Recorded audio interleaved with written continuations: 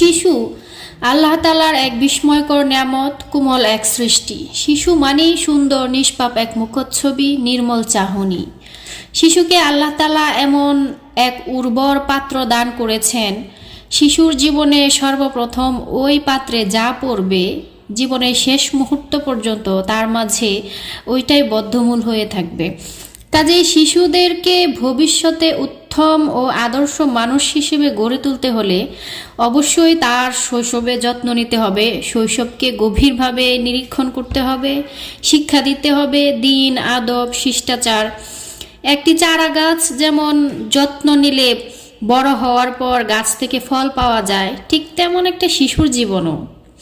শিশু বাগানের ফুল নয়তো কাঁটা।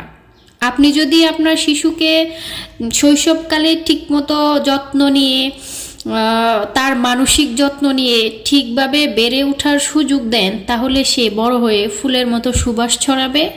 আর যদি অবহেলা করেন তাহলে কাঁটার মতোই বিঁধবে। শিশুরা অনুকরণ প্রিয়, তাদের পরিবারের মানুষরা যা করে তারা কিন্তু দেখে দেখে ওইটাই শিখে।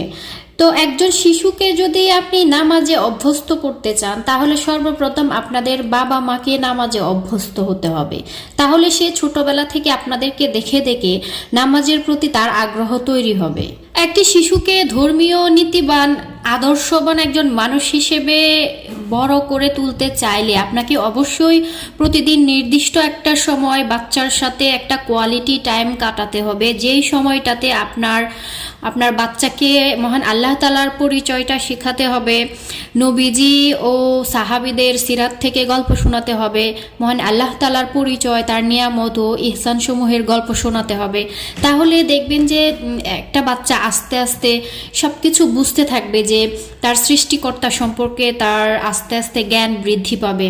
আপনি নিজে যদি ইবাদতের প্রতি উদাসীন হয়ে থাকেন, দুনিয়ার কাজকর্ম নিয়ে ব্যস্ত থাকেন, চাকরি, ব্যবসা, অফিস, আদালত, বাজার, রান্নাবাড়া বা এই সমস্ত কাজ নিয়ে যখন ব্যস্ত থাকবেন আর ইবাদতের প্রতি কোনো মনোযোগ আপনার থাকবে না, তখন আপনার বাচ্চা কিন্তু দেখে দেখে এগুলোই শিখবে যে দুনিয়াতে মানুষ এসেছে শুধু দুনিয়ার এসব কাজকর্ম করার জন্যই। তাই আপনাকেই এই জিনিসটা করতে হবে। আপনার শিশু ছোট্টবেলা থেকে তার পবিত্র হৃদয়ে আল্লাহর প্রতি ভালোবাসাটা আপনাকেই জন্মাতে হবে, আপনাকেই চিনাতে হবে, সব কিছু বোঝাতে হবে। শুধুমাত্র প্রাতিষ্ঠানিক শিক্ষায় কখনোই একটি বাচ্চা আদর্শ মানুষ হয়ে গড়ে উঠতে পারে না, কারণ সে প্রকৃত শিক্ষাটা কিন্তু তার পরিবার থেকেই পায়। আপনার বাচ্চা যখন নিয়মিত কোনো ভালো কাজ করা শুরু করবে, যেমন নামাজ পড়া, কোরআন তেলাওয়াত করা, ছোট বড় সবাইকে সালাম দেওয়া, সম্মান করা, শ্রদ্ধা করা, এই জিনিসগুলো যখন আপনার বাচ্চার মধ্যে দেখবেন, তখন তাকে আরো বেশি করে উৎসাহিত করেন।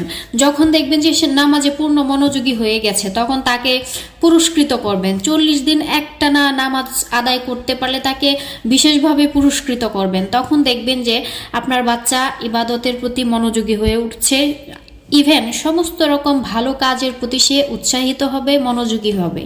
আর অবশ্যই সর্বপ্রথম আপনার নিজের মধ্য থেকে সমস্ত রকম খারাপ অভ্যাস দূর করতে হবে, এটা মাস্ট। আপনার নিজের মধ্যে খারাপ অভ্যাস থাকলে আপনার কাছ থেকে বাচ্চা শিখবেই। তো প্রথম হচ্ছে নিজেকে শুধরাতে হবে। মনে রাখবেন, আপনার সন্তান আপনার জীবনে আল্লাহর দেওয়া অনেক বড় একটা নিয়ামত। তাই বাচ্চা বেড়ে ওঠার সময়টাতে তার প্রতিটি বিষয়ে খেয়াল রাখতে হবে অবশ্যই।